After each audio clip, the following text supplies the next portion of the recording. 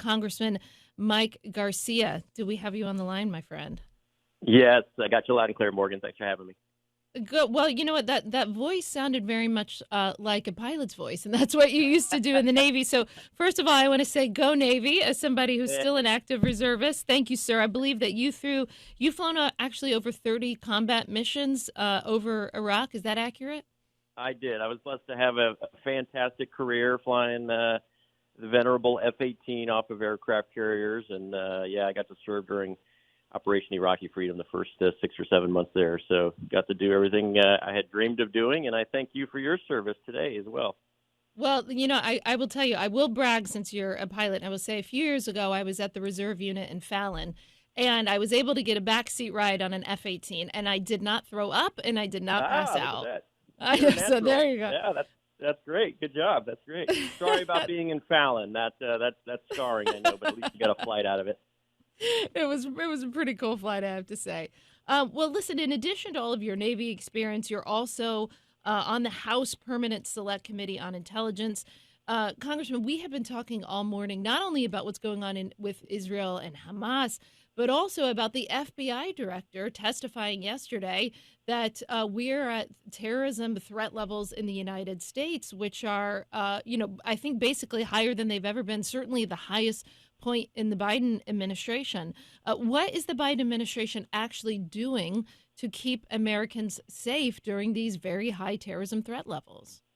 Well, they're not actually doing anything except for aggravating the problem. This is something, I'm glad FBI Director Wray is having this epiphany this week, but many of us have been jumping up and down for the last 3 years, pointing to the fact that when you allow 150 to 200,000 folks to come across our border, and those are just the ones we're counting, the odds are you're going to be letting in bad people, and the odds are is that your nation is going to get weaker, not stronger. And so now 3 years into this, where we now have 7 to 8 million folks who have come across our border that we know of, but we're not tracking, and then God knows how many are actually here that we didn't even encounter when they came across the border.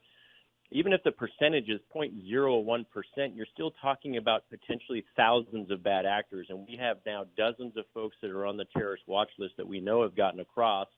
Some of them have been caught. Some of them have not.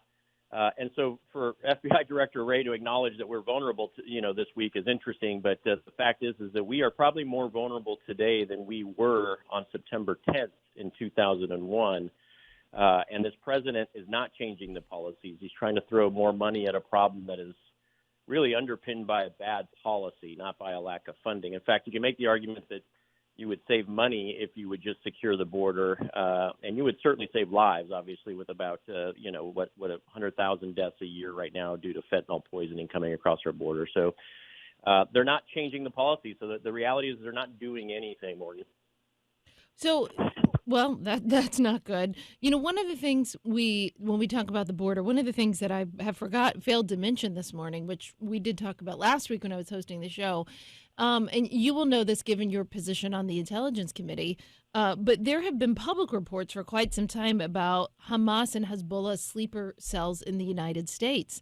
And we know that there are active assassination plots against former Trump administration officials and General Milley, Chairman Milley, who just finished being the chairman of Joint Chiefs of Staff. We know that this is unprecedented, that former cabinet secretaries from the last administration would need Secret Service, would need diplomatic security because the Iranians have cells within the United States trying to kill cabinet officials from the last administration. I mean, have you ever heard of such a thing, Congressman? Yeah, and their families. Look, this is what they do, and you know this all too well. Obviously, our good friend Mike Pompeo, who is still basically under a security detail his entire life, for as far as I know. But this is a result of us taking out Soleimani in Iraq, an Iranian terrorist leader who was operating there, and we did the right thing and eliminated him.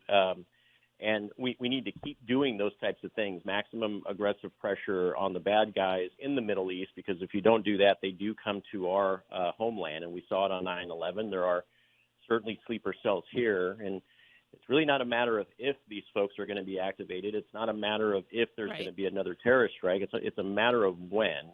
And going after officials is terrible, and those folks are getting security because of these threats. But the reality is all 330 million Americans are vulnerable to these attacks as well. And this is one of the key takeaways from the 9/11 Commission in the wake of 9/11 was that we had to secure our borders and we needed to track who was in our country. And we have disregarded that primary lesson as a result of 9/11. And we are now, again, just as vulnerable as we were then.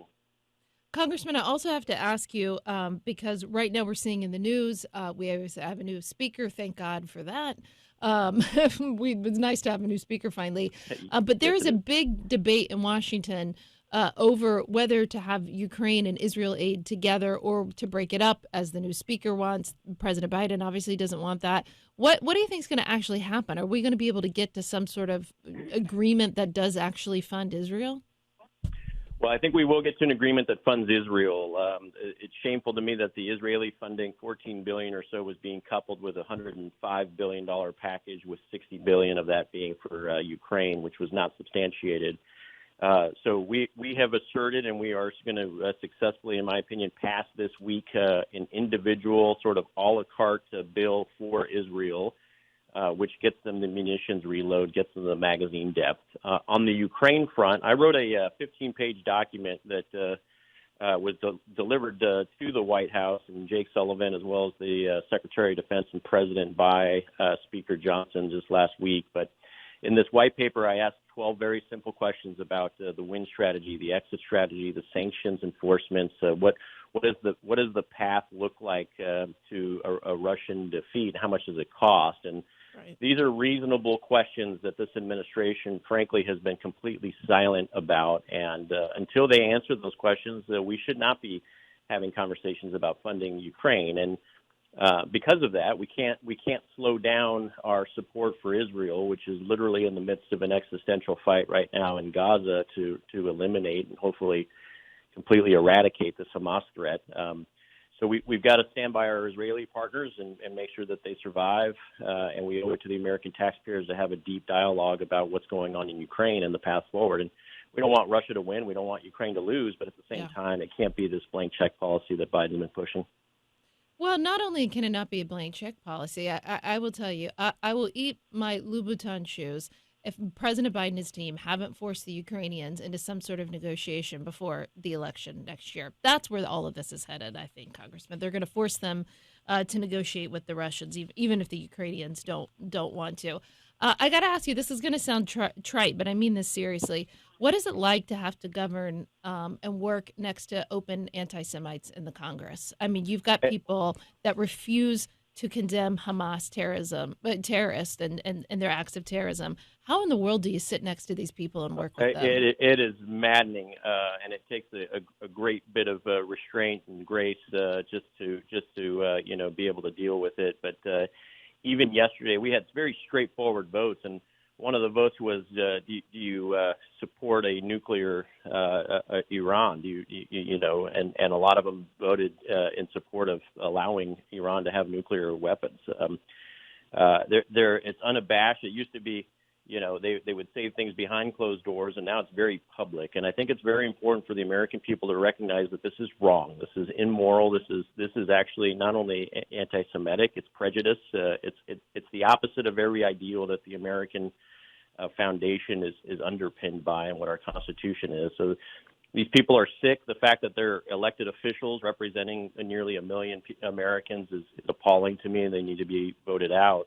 And we tried to censure Tlaib yesterday, and unfortunately we couldn't get the votes for that. But really, it's shameful. Yeah. Actually, every Democrat voted in support of not censuring, and a good couple dozen or so Republicans voted the same. So I don't get it, but it's a cancer right now that we need to eliminate. What were the Republicans' excuse for voting against her censure? I honestly don't know. I don't get it. I think that that's wild. I think they were saying it was unsubstantiated at some level, but it was certainly warranted in my opinion. Well, thank you so much, Congressman Mike Garcia from the 27th District in California and a Navy veteran. Go Navy.